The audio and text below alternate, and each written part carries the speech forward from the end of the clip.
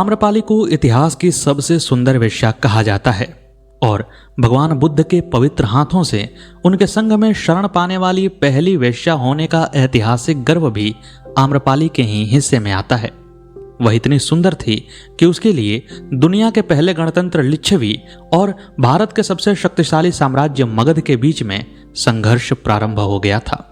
मगध का सम्राट बिंदुसार उसके रूप पर इतना मोहित था कि वह भेष बदलकर लिच्छवी की गलियों में एक सामान्य मनुष्य की तरह टहलता रहता था। और फिर आम्रपाली के जीवन में बहुत सारी घटनाओं के बीच एक रोचक घटना घटती है। उसके बगीचे में भगवान बुद्ध अपने शिष्यों के साथ पधारते हैं और फिर घटनाएं इस तरह से रोचक मोड़ लेती हैं कि आपको भी सुनकर मजा ही आ जाएगा और अंत में आपकी आंखों से आंसू तो अवश्य ही निकल आएंगे। तो आप इस कहानी को विस्तार पूर्वक जानने के लिए इस वीडियो को अंत तक सुनिए और हमारे चैनल को सब्सक्राइब करके इस वीडियो को लाइक और शेयर जरूर कीजिए और हम आपको इस रोचक कहानी से रूबरू कराते हैं। अब आइए प्रारंभ करते हैं। लगभग 3000 साल पहले की बात है। वैशाली लिच्छवी गणतंत्र की एक प्रधान नगरी और रियासत थी। नगर व्यापारियों, जौहरियों, शिल्पकारों और भिन्न भिन्न प्रकार के देश विदेश के यात्रियों से परिपूर्ण था। श्रेष्ठीचत्वर नगर का प्रधान बाजार था, जहां जौहरियों और बड़े बड़े व्यापारियों की कोठियां थीं और जिनकी व्यापारिक शाखाएं समस्त उत्तर भारत में फैली हुई थीं। चूंकि नगर इतना महान था तो उसकी रक्षा के लिए सैनिक भी वहां उपस्थित ही होते। उन्हीं सैनिकों में से एक था महानामन। महानामन उस नगर की रक्षा के लिए रात्रि में नियुक्त होता था। हर रोज शाम को वह पहरे पर आता और सुबह की पहली किरण के साथ ही अपने घर चला जाता था। महानामन की शादी हुए बहुत अधिक समय व्यतीत हो गया था। वह प्रौढ़ावस्था में पहुंच चुका था, लेकिन उसने अभी तक संतान का मुख नहीं देखा था। रोज की तरह उस दिन भी वह शाम को पहरे पर आया और रात भर अपने पहरे पर मुस्तैदी के साथ डटा रहा। लेकिन सुबह के नजदीक आते ही उसकी आंख झपकने लगी थी और ऐसा रोज ही होता था। वह खड़े खड़े भाले का सहारा लेकर ऊँघने लगा। उसी समय सुबह हो आई और सुबह की रक्षा के लिए जो टुकड़ी तैनात थी वह दल वहां पर आ पहुंचा। उस दल में से एक नए नवेले युवक ने महानामन को जगाते हुए कहा, महानामन जगिए, अब सुबह हो गई है, आप अपने घर जाकर विश्राम कीजिए। ऊँघता हुआ महानामन सचेत हुआ। उसने एक अंगड़ाई ली और फिर उस नवयुवक को आशीर्वाद दिया, तुम्हारा कल्याण हो, और उसके बाद भाला टेकता हुआ अपने घर की तरफ चल निकला। लेकिन आज की सुबह उसके लिए एक नई सुबह लेकर आने वाली थी। जैसे ही वह नींद में झूमता हुआ ऊँघता हुआ अपने दरवाजे के पास पहुंचा तो अचानक अपने घर के बगल में जो आम का पेड़ था वहां पर उसने एक श्वेत वस्तु देखी। उसे आश्चर्य हुआ। वह कुतूहलवश उसके नजदीक गया तो देखा कि सफेद कपड़ों में लिपटी हुई एक नवजात बच्ची वहां पर बड़े आराम से सो रही है।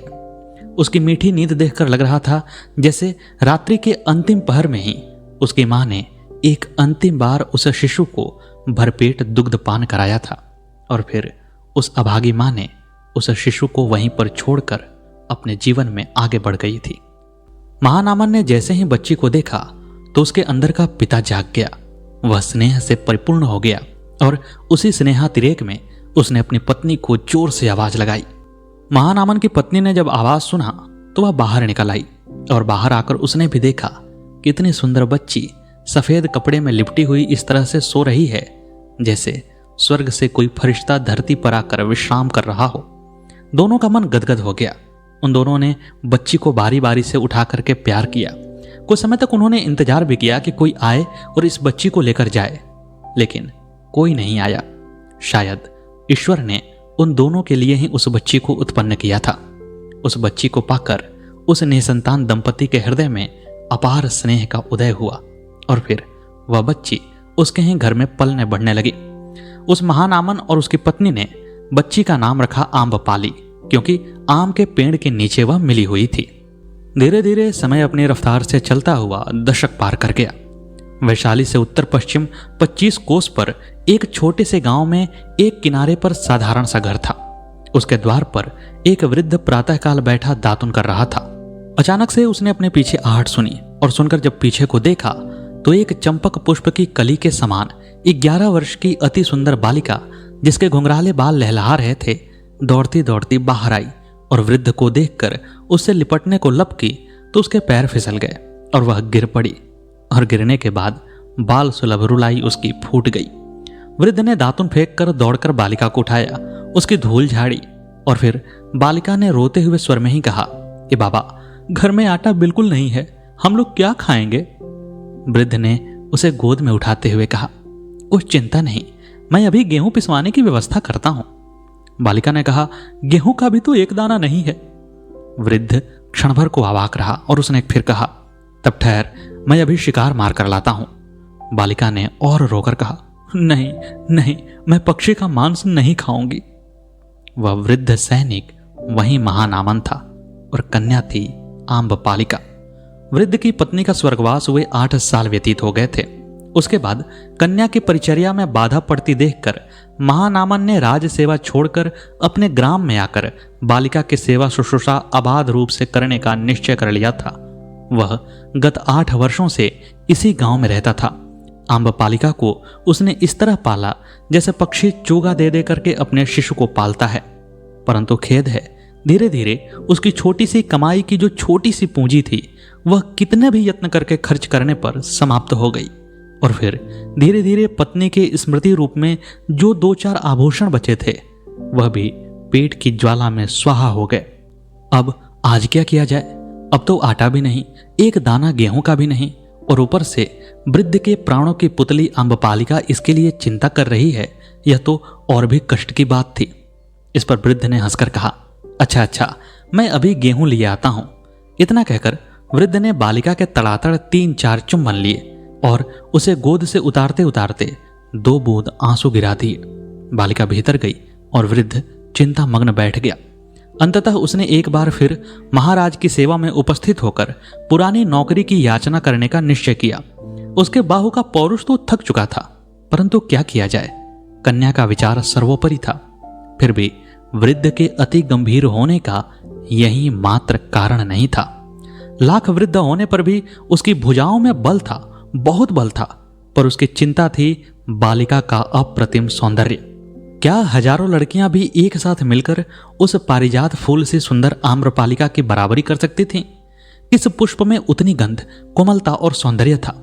उस वृद्ध को भय था कि राज नियमानुसार वह विवाह से वंचित करके कहीं नगर वेश्या न बना दी जाए, क्योंकि लिच्छवी गणतंत्र में यह कानून था कि राज्य की जो कन्या अत्यधिक सुंदरी होती थी उसे किसी एक पुरुष की पत्नी न होने दिया जाकर नागरिकों के लिए सुरक्षित रखा जाया करता था। वास्तव में इसी भय से महानामन राजधानी छोड़कर भागा था, जिससे किसी की दृष्टि उस बालिका पर न पड़े। पर अब उपाय न था। महानामन ने राजधानी में एक बार जाने का निश्चय किया और फिर वैशाली की ओर जाने वाली सड़क पर वर्षा के कारण उस दिन बड़ी कीचड़ हो रही थी। कहीं कहीं तो नालों का पानी कच्ची सड़क को तोड़कर सड़क पर नदी की ही तरह बह रहा था। अभी वर्षा हो चुकी थी। वह वृद्ध और उसकी पुत्री आम्रपाली दोनों भीग गए थे, पर धीरे धीरे बढ़ते चले जा रहे थे। हवा बंद थी, गर्मी बढ़ गई थी और दूर के पर्वतों की चोटियों में अस्त होते हुए सूर्य को देख देख कर वृद्ध को डर भी लग रहा था। डर इसलिए कि उसके साथ उसकी बालिका थी। निकट किसी बस्ती के चिन्ह भी नहीं थे, और यदि कहीं चौपट में अंधेरा हो गया तो रात कहाँ कटेगी, बच्ची खाएगी क्या? यही वृद्ध के भय का कारण था। वह लाठी टेकता टेकता धीरे धीरे आगे बढ़ रहा था। वह स्वयं थक गया था और बालिका तो क्षण क्षण में विश्राम की इच्छा प्रकट कर रही थी। बालिका ने एक बार कहा कि पिताजी, अब मैं और नहीं चल सकती, मेरे पैरों में तो देखो, लहू बह रहा है, वे फट गए हैं। वृद्ध ने स्नेह से उसे चुमकार कर कहा, अब थोड़ी दूर और है, निकट ही कहीं गांव या बस्ती मिलने पर ठहरने में सुविधा रहेगा। पर बालिका और कुछ पग चलकर मार्ग में ही एक ऊंची जगह पर बैठ गई। वृद्ध भी निरुपाय हो गया, पास ही बैठ गया। अंधकार ने चारों ओर से उन्हें घेर लिया था। सहसा बालिका ने चौंक कर कहा, पिताजी देखिए, घोड़ों की टापों का शब्द सुनाई दे रहा है। वृद्ध ने उठकर दूर तक दृष्टि करके देखा। सड़क के निकट एक घना सेमल का वृक्ष था, जिसके नीचे घोर अंधकार था। वृद्ध कन्या का हाथ पकड़कर वहीं जा छिपा। आकाश में अब भी बादल घिर रहे थे और फिर जोर जोर की वर्षा होने के रंग ढंग दिख पड़ते थे। बीच बीच में बिजली भी चमक जाती। थोड़ी देर बाद बहुत से सवार वहां पर आ पहुंचे। जो कि नगर के रक्षक ही थे। वर्षा भी शुरू हो गई थी। सवारों ने निश्चय किया कि उस वृक्ष के नीचे ही आश्रय लें। वृद्ध भय से बालिका को छाती में छिपाए वृक्ष की जड़ से चिपक कर बैठ गया। उसे भय था कि ये भूखे सैनिक यदि इस छोटी सी बच्ची को देख लेंगे तो फिर उसका क्या हसर करेंगे। लेकिन किस्मत को कुछ और ही मंजूर था। सहसा बिजली की चमक में अश्वारोहियों ने वृक्ष के निकट मनुष्य की मूर्ति को देखकर कहा, अरे वृक्ष के निकट यह कौन है? वृद्ध वहां से हटकर चुपचाप खेत में जाने लगा तो सैनिकों को लगा कि कोई घुसपैठिया है। तुरंत ही एक सधा हुआ वर्षा आकर उसकी छाती को विदीर्ण कर गया। वृद्ध एक चित्कार करके धरती पर गिर गया और अपने जन्म के समय ही अनाथ हो जाने वाली वह बालिका एक बार फिर से अनाथ हो गई और जोर से चिल्ला उठी। अश्वारोही दल ने निकट जाकर देखा। मृत पुरुष वृद्ध और निःशस्त्र है, पर कन्या को देखते ही बर्छा फेंकने वाले सवार ने कहा, वाह, इस वृद्ध को मारकर क्या रत्न मिला है, इसमें कोई साझा नहीं करूंगा मैं।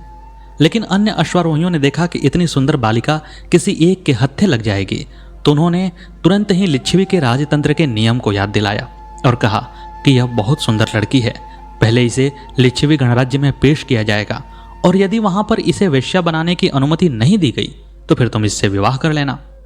सैनिक अकेला था और अश्वारोही बहुत सारे थे, वह क्या कर सकता था। अंततः आम्रपाली के भविष्य का निर्णय लिच्छवी गणराज्य की सभा में होना तय हुआ। मात्र 11-12 वर्ष की आम्रपाली अपनी सुंदरता के कारण लिच्छवी गणराज्य के लोगों की आंखों में चढ़ गई और फिर वही हुआ जिसका कि महानामन को उसके जन्म के समय से ही डर लगा रहता था। उस लड़की को, आम्रपाली को, उसकी सुंदरता के चलते नगर वेश्या बना दिया गया और वैशाली गणराज्य ने राज्य परिषद की ओर से उसके 16 वर्ष तक हो जाने के समय तक उसकी देखरेख करने का निर्णय लिया। नगर वधू जो होती थी वह सामान्य वेश्या नहीं होती थी, उसका बहुत ऊंचा कद होता था। उसके पास देश विदेश के बड़े बड़े लोग आते थे। उसकी चर्चा चारों तरफ होती थी। वह नृत्य में, गाने में और सुंदरता में हर कुछ में बढ़ी चढ़ी होती थी। आम्रपाली की भी शिक्षा प्रशिक्षा प्रारंभ हो गई और आम्रपाली के धन वैभव का तो कहना ही नहीं था, क्योंकि जैसे ही कोई नगर वेश्या बनती तो नगर के सृष्टियों का सारा धन एक तरह से उसका ही होता था। आम्रपाली धीरे धीरे 16 वर्ष की अवस्था में आते आते नगर वेश्या बनने के सभी गुणों में परिपूर्ण हो गई और फिर समय अपनी गति से चलने लगा। वैशाली का जो सृष्टि चत्वर नामक वैभवशाली बाजार था, वहीं पर आम्रपाली का महल था।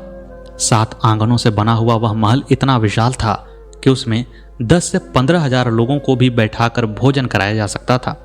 वह इतना सुंदर और इतना विशाल था कि वैशाली गणराज्य के जो गण प्रमुख थे उनके महल भी उसके सामने बौने प्रतीत होते थे और आम्रपाली की धन संपदा तो कहने की ही बात नहीं थी। धीरे धीरे आम्रपाली अपने उम्र के 20वें बसंत को पार कर गई। उसकी सुंदरता लिच्छवी गणराज्य की गलियों से निकलकर देश विदेश में फैलने लगी थी। सभी लोग उसकी सुंदरता के चर्चे सुनकर उसके पास आते और वह भी मुक्त कंठ से सभी की अभ्यर्थना करती। लेकिन उसके पास आने के लिए जो धन लगता था वह आम मनुष्यों को देने में नहीं आ सकता था और इसीलिए आम्रपाली उनके लिए केवल देखने की वस्तु थी। जब भी आम्रपाली लिच्छवी गणराज्य की गलियों में निकलती तो लोग अपने घरों के ऊपर खड़े होकर के, गलियों में खड़े होकर के उसका अभिवादन करते, उसकी एक झलक को लालायित रहते थे। और फिर धीरे धीरे उसकी सुंदरता की चर्चा उस समय के भारत के सबसे शक्तिशाली साम्राज्य मगध के सम्राट बिंबिसार के पास भी पहुंची। बिंबिसार मगध का सम्राट था और वैशाली मगध से सटा हुआ ही एक गणराज्य था, लेकिन फिर भी वैशाली में स्वाभिमानी लोगों की कमी नहीं थी और इसीलिए वहां पर कोई राजा नहीं पनप सकता था। बिंबिसार पहले अपने अभिमान से भरा हुआ आम्रपाली को पाने के लिए वैशाली पर चढ़ाई करने का सोचता है। उसने वैशाली के गणराज्य को यह पत्र लिखा कि तुम लोग आम्रपाली को मेरे पास पहुंचा दो, अन्यथा युद्ध के लिए तैयार रहो। बात केवल आम्रपाली की नहीं थी, बात स्वाभिमान की थी और इसीलिए लिच्छवी गणराज्य ने मगध के उस शक्तिशाली सम्राट को यह संदेशा भेजा कि आप वैशाली की सबसे महान चीज मांग रहे हैं। आम्रपाली वैशाली का गर्व है और उसे देकर हम अपने गर्व को छोटा नहीं कर सकते हैं। यह उत्तर क्या था बल्कि आग में पड़ी हुई घी की आहुति थी। बिंदुसार का क्रोध अपने उफान पर आ गया और वह अपनी सेना के साथ वैशाली को चारों तरफ से घेरने के लिए निकल पड़ा। वैशाली में भी स्वाभिमानी प्राण देने वालों की कमी नहीं थी। तुरंत ही वैशाली के युवक और वैशाली के सेनागण एक साथ हुए और अपने देश की रक्षा के लिए वे भी सीमाओं पर एकत्र हो गए। युद्ध अस्वयंभावी ही था। उसी समय वैशाली में बिंदुसार के एक गुप्तचर ने आम्रपाली से बिंदुसार के मिलने की व्यवस्था कराई। उसने बिंदुसार को कहा कि एक बार आप आम्रपाली को देख तो लीजिए, उसके बाद आप युद्ध कीजिएगा। कहीं ऐसा ना हो कि आप युद्ध करें और आम्रपाली को देखें तो जितना आपने सुना है उतना वह सुंदर न हो, फिर तो इस युद्ध का कोई मतलब नहीं बनेगा। बिंदुसार को गुप्तचर की बात पसंद आ गई। गुप्तचर आम्रपाली से भी मिल चुका था और आम्रपाली बिंदुसार से मिलने को तैयार हो गई, क्योंकि वह जानती थी कि बिंदुसार की शक्ति के सामने वैशाली कहीं भी नहीं टिक सकता है और अपने लिए वह वैशाली के लोगों का नाश नहीं करवाना चाहती थी। उसने बिंदुसार से मिलने का मन बना लिया। गंगा नदी के आर पार सेनाएं डटी हुई थीं। छोटी मोटी झड़पें भी हो रही थीं, लेकिन अभी तक बड़ा युद्ध प्रारंभ नहीं हुआ था। लगभग 2 महीने का घेराव पूरा हो चुका था। ऐसे में एक दिन उचित समय देख करके गुप्तचर ने बिंबिसार का भेष एक सामान्य युवक का बनाया और फिर गंगा नदी को पार करके लिच्छवी में प्रवेश कर गया। चूंकि गुप्तचर पहले से ही लिच्छवी में था, इसलिए उसने सारे प्रबंध कर रखे थे कि किसी को भी उन पर शक न हो।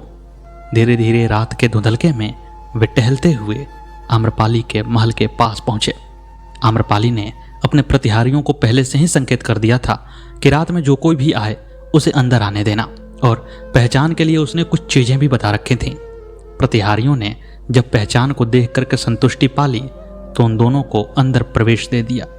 युद्ध की आशंका से घिरे हुए परिवेश के रात्रि के तीसरे पहर में पहली बार आम्रपाली ने बिंबिसार को देखा और बिंबिसार ने आम्रपाली को देखा। दोनों ही रूप राशि में एक से बढ़कर एक थे। जहां एक तरफ भारत का सबसे शक्तिशाली सम्राट था तो दूसरी तरफ अनिद्य सुंदरी आम्रपाली। दोनों के मन में एक दूसरे को देखते ही प्रेम की लहरें फूटने लगी। परंतु आम्रपाली के पास एक करने को कर्तव्य भी था। उसे अपने देश की रक्षा भी करनी थी। जैसे ही वे दोनों सहज हुए, आपस में बातें बढ़ने लगी। आम्रपाली ने महाराज से निवेदन किया, महाराज, मैं तो एक दासी हूं। एक दासी के लिए साम्राज्य के लोगों का खून बहे, यह सही नहीं लगता है। इस पर बिंबिसार ने कहा कि तुम दासी नहीं हो, बल्कि तुम मगध की साम्राज्ञी बनने के योग्य हो। मैं तुम्हें यहां से ले जाकर के मगध की साम्राज्ञी बनाऊंगा। आम्रपाली ने कहा, मेरे भाग्य में साम्राज्ञी बनना नहीं है। मैं ऐसा हरगिज नहीं चाहती हूं कि मैं अनेक लोगों की लाशों पर बैठ करके साम्राज्ञी कही जाऊं। मैं जहां हूं वहीं ठीक हूं। महाराज की अनुकंपा मुझे प्राप्त है, यही मेरे लिए बहुत बड़ी बात है। बिंबिसार ने कहा, लेकिन मैं तो तुम्हारे ऊपर मोहित हूं। इस पर आम्रपाली ने कहा कि यदि आप सचमुच में प्रेम करते हैं तो आप मेरे राज्य को छोड़ दीजिए, इसे जाने दीजिए। बिंबिसार ने कहा कि जो राज्य तुम्हारे जैसी अनिद्य सुंदरी को वेश्या बना दे, उसे कोई अधिकार नहीं है कि वह अपने अस्तित्व को बचाए रखे। लेकिन आम्रपाली ने कहा कि इसी राज्य ने मुझे वह पहचान दी जिसके कारण आप आज मेरे सामने खड़े हैं। आप इस राज्य को बख्श दीजिए। अंततः बिंबिसार प्रेम के हाथों विवश हो गया। उसने कहा कि मैं वैशाली को छोड़ दूंगा, लेकिन फिर भी वैशाली वाले लोग मुझे यहां आने तो देंगे नहीं, तुमसे मिलने नहीं देंगे, तो मैं क्या करूं। इस पर आम्रपाली ने कहा कि आप जैसे आज आए हैं वैसे ही आते रहिए और यथा समय मैं भी आपके पास आ जाया करूंगी, क्योंकि आम्रपाली को कोई रोक टोक नहीं थी। वह जहां चाहे वहां जा सकती थी। बिंबिसार ने आम्रपाली की बात मान ली और फिर सुबह होते ही लोगों ने आश्चर्य के साथ देखा कि मगध की सेना, जो कि आसानी से जीत सकती थी, वह वापस लौट रही है।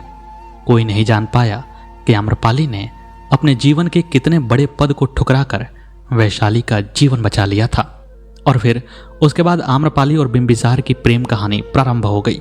कहते हैं कि बिंबिसार और आम्रपाली के प्रेम के स्वरूप एक पुत्र भी उत्पन्न हुआ था, जिसे कि आम्रपाली ने बिंबिसार को ही सौंप दिया था और उससे वादा लिया था कि आने वाले समय में यही पुत्र आपकी गद्दी का वारिस बने। लेकिन इतिहास में उसकी कहानी कहीं खो सी गई। उस समय आम्रपाली के पास सब कुछ था। मगध का सम्राट उसका प्रेमी था। लिच्छवी लोग उसकी पूरी इज्जत किया करते थे और बड़े बड़े लोग उसकी एक दृष्टि की झलक पाने को लालायित रहते। लेकिन आम्रपाली के मन में शांति नहीं थी। वह पैसे, महल, नौकर, चाकर, दास, दासियां इन सब का भोग करके थक चुकी थी। अब उसे एक शांति चाहिए थी, लेकिन कहीं भी वह शांति उसे मिल रही थी। उसने लाख प्रयास किए, उसने लाख हाथ पांव मारे, पर कहीं भी उसे वह शांति नहीं मिली जिसकी वह तलाश में थी। और फिर भगवान बुद्ध वैशाली में पधारे। भगवान बुद्ध जब वैशाली में पधारे तो उन्होंने ठहरने के लिए आम्रपाली की ही एक बगिया को चुना था। वहां पर अपने शिष्यों के साथ भगवान बुद्ध विराजमान हो गए। आम्रपाली ने जैसे ही यह खबर सुनी, वैसे ही दास दासियों के साथ पूजा पाठ की सामग्री लेकर के वहां पर जा पहुंची। तथागत बुद्ध की अवस्था 80 को पार कर गई थी। एक गौरवर्ण, दीर्घकाय, श्वेतकेश, कृश किंतु बलिष्ठ महापुरुष पद्मासन से शांत मुद्रा में एक सघन वृक्ष की छाया में बैठे थे।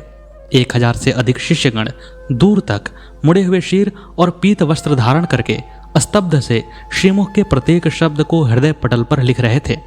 आनंद नामक शिष्य ने निवेदन किया, प्रभु, आम्रपालिका आपके दर्शन के लिए आई है। तथागत ने किंचित हास्य से अपने करुण नेत्र ऊपर उठाए। आम्रपालिका धरती में लौट कर कहने लगी, प्रभु, त्राही मां, त्राही मां। भगवान ने कहा, कल्याण हो, कल्याण हो। आनंद ने कहा, उठो आम्रपाली, महाप्रभु प्रसन्न हैं। आम्रपाली ने यथाविधि भगवान का अर्घ्यदान, पाद्य और पूजन आदि किया और फिर उनके चरणों की धूली आंखों से लगाई और हाथ बांधकर सम्मुख खड़ी हो गई। भगवान ने हंसकर कहा, अब और क्या चाहिए आम्रपाली? इस पर आम्रपाली ने कहा, प्रभु, भगवान, इस तुच्छ का आतिथ्य सत्कार स्वीकार करिए। आप हमारी कुटिया में चलकर उसको भी पवित्र करिए। प्रभु ने करुणा के स्वर में कहा, तथास्तु। भिक्षुगण सहस्र कंठ से जयोल्लास से चिल्ला उठे, परंतु उसी समय उनके जयोल्लास को विदीर्ण करता हुआ एक और शोर उठा। भगवान ने पूछा कि आनंद, यह क्या है? इस पर आनंद ने कहा कि प्रभु, लिच्छवी के गणराज्य के जो राज्यपति हैं, वे लोग भी आपके आतिथ्य सत्कार के लिए आपको बुलाने आए हैं। तुरंत ही वहां पर राजप्रसाद के लोग आ गए। उन लोगों ने भी भगवान की पूजा अर्चना की, उनकी चरण धूलि को माथे से लगाया और कहा कि आप हमारे यहाँ चल करके कल भोजन ग्रहण कीजिए, अपने शिष्यों के साथ वैशाली के गणों के घरों को कृतार्थ कीजिए। इस पर भगवान बुद्ध ने कहा, लेकिन मैंने तो आम्रपाली के आतिथ्य को स्वीकार कर लिया है और फिर उसके बाद मुझे यहाँ रुकना भी नहीं है। आप आम्रपाली से ही पूछ लीजिए, यदि वह अनुमति दे तो फिर मैं आप लोगों के आतिथ्य को स्वीकार करूं। आम्रपाली का रथ निकल चुका था। लिच्छवी गणतंत्र के लोगों ने अपने रथ को तेज भगाया। वे सभी आम्रपाली के रथ के बराबर में आए। आम्रपाली ने भी अपने सारथी से कहा कि मेरा रथ इनके बराबर ले चलो, उनके पहिए के बराबर मेरा पहिया हो, उनके धुरे के बराबर मेरा धुरा रहे तथा उनके घोड़े के बराबर मेरा घोड़ा हो। लिच्छवी लोगों ने यह देखकर क्रोध मिश्रित आश्चर्य से पूछा, आम्रपाली के, यह क्या बात है? तू हम लोगों की बराबरी कर रही है? इस पर उत्तर में आम्रपालिका ने कहा, मेरे प्रभु, मैंने तथागत और उनके शिष्य वर्ग को भोजन का निमंत्रण दिया है और वह उन्होंने स्वीकार कर लिया है, फिर मैं आपकी बराबरी क्यों न करूं? इस पर लिच्छवियों ने कहा कि हे आम्रपाली, हमसे 1 लाख स्वर्ण मुद्रा ले लो, लेकिन वह भोजन हमें कराने दो। इस पर आम्रपाली ने कहा कि आप लोग तो एक छोटे से राज्य के राज्यपति हैं। यदि पूरी धरती का साम्राज्य भी मुझे मिल जाए तो मैं भगवान के आतिथ्य ग्रहण को किसी भी तरह से बेच नहीं सकती हूँ, दे नहीं सकती हूँ। यह मौका मेरे जीवन का सबसे सुंदर मौका है। अंततः लिच्छवियों ने आम्रपाली से कहा कि तुम धन्य हो आम्रपाली, तुम्हारा रथ हम लोगों से भी तेज चलना चाहिए। रथ बढ़ाओ, तुम हमसे ऊपर हो, हमसे आगे निकल गई। आम्रपाली का रथ अपने महल में आया। अगले दिन तय समय पर तथागत भी उस महल में पधारे। पूरा विशाल महल था। तथागत अपने 10,000 शिष्यों के साथ आए थे और सबके खाने पीने रहने की पूरी व्यवस्था आम्रपाली ने कर डाली थी। आम्रपाली के कक्ष में केवल 2 लोग गए, भगवान बुद्ध और आनंद। जब भगवान बुद्ध ने आसन ग्रहण कर लिया, उन्होंने भोजन ग्रहण कर लिया, तो आम्रपाली ने कहा कि भगवान, मैं आपसे कुछ मांग सकती हूँ? भगवान ने कहा, आम्रपाली, अब और तेरी क्या इच्छा है? इस पर आम्रपाली ने कहा, प्रभु, आज्ञा कीजिए, कोई भिक्षु अपना उत्तरीय मुझे प्रदान करे। आनंद वहीं पर बैठे हुए थे।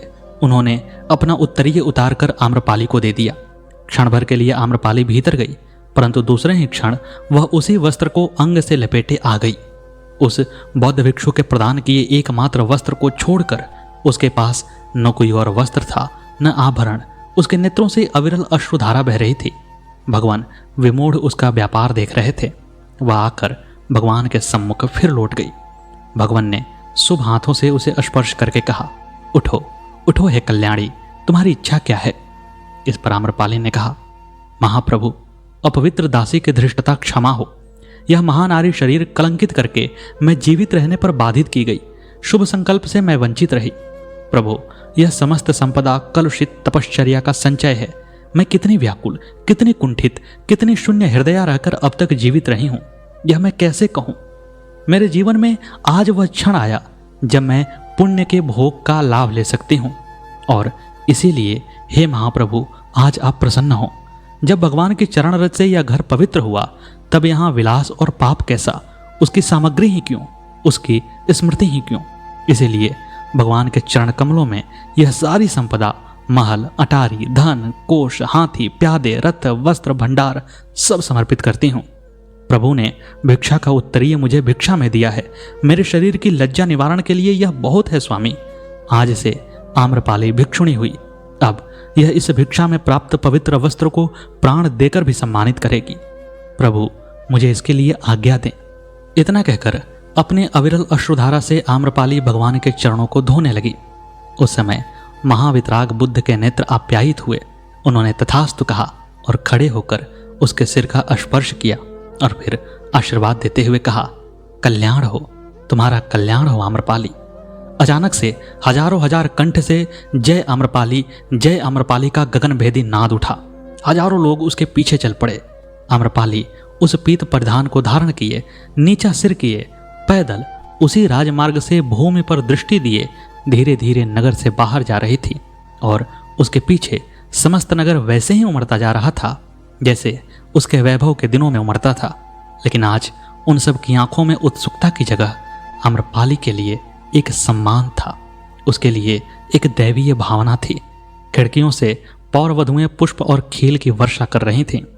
भगवान ने कहा, हे आनंद, यह स्थान बौद्ध भिक्षुओं का प्रथम विहार होगा। बौद्ध भिक्षु यहाँ रहकर सन्मार्ग का अन्वेषण करेंगे। यही तथागत की इच्छा है। और फिर आम्रपाली का वह निवास स्थान पहला बौद्ध विहार बना। आनंद ने सिर झुकाया। भिक्षुमंडल जयनाद कर उठा और बुद्ध भगवान धीरे धीरे उठकर नगर के राजमार्ग से आते हुए आम्रपालिका की उसी बगिया में आकर अपने आसन पर विराजमान हुए। कुछ ही दूर एक वृक्ष की छाया में आम्रपालिका स्थिर बैठी थी। भगवान को देखकर वह उठी, धीर भाव से प्रभु के सम्मुख आकर खड़ी हुई। भगवान ने उसकी ओर देखा। आम्रपालिका ने विनय होकर कहा, बुद्धम शरणम गच्छामि, धम्मम शरणम गच्छामि, संघम शरणम गच्छामि। तथागत स्थिर हुए। उन्होंने तत्काल पवित्र जल उसके मस्तक पर सिंचित किया और पवित्र वाक्यों का उपदेश देकर कहा, भिक्षुओं, महासाध्वी आम्रपालिका का स्वागत करो। और फिर जयनाद से दिशाएं गूंज उठी।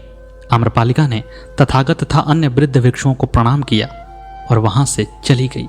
उसके बाद वैशाली के किसी पुरुष ने आम्रपाली को नहीं देखा। तो मित्रों, यह थी आचार्य चतुर्सेन शास्त्री जी की कहानी, आम्रपालिका से प्रेरित कहानी, जो कि आम्रपाली के जीवन पर आधारित थी। उम्मीद है कि आपको यह कहानी पसंद आई होगी। कैसी लगी हमारी प्रस्तुति कमेंट बॉक्स में अवश्य बताइएगा। मिलते हैं अगले वीडियो में अगली पेशकश के साथ। तब तक के लिए नमस्कार।